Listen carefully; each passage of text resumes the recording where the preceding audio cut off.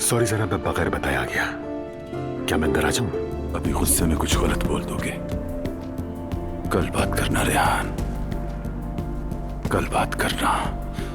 लेकिन मैं इन सबको दिखाऊंगा। अगर मैंने इन्हें एक पल भी सुकून से छोड़ दिया। मैं आपके इंसाफ, आपकी समझ और आपकी अक्ल पर इतना भरोसा करती थी, लेकिन ये सब देखकर शॉक हो गई हूँ।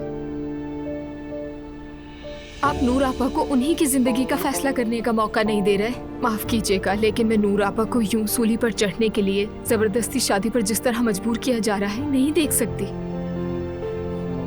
ये वक्त उसके लिए नाजुक है, दबाव मत डालो उस पर। वो जो उसका इतना मुंह खुला है वो दबाव ना डालने की वजह से ही खुला है। वो लोग रिश्ता मांगने के लिए ही आए थे। और तुम बस बैठे देखते रहे। दुआ, सब तुम्हारी प्रेगनेंसी की वजह से तुम्हारी बातें बर्दाश्त कर रहे हैं, लेकिन प्लीज अब इसका नाजायज फायदा मत उठाओ। रोहान, हमारा साथ बस यहीं तक था। मुझे बहुत बहुत दुख हो रहा है, लेकिन मेरे पास में कुछ भी नहीं है। बाबा ने अभी अभी मेरा रिश्ता अपने दोस्त के बेटे के साथ तय कर दिया। क्या? मेरी शादी हो रही है।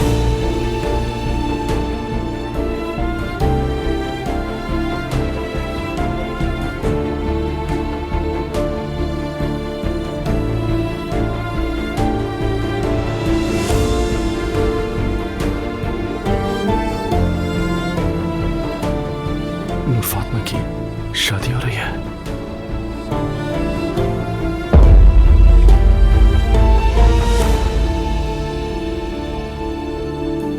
हो सकता है आपको मुझसे ज़ैनब के बारे में कोई बात करनी हो, ठीक है, नॉर्मल बात है ये, चले मान लिया।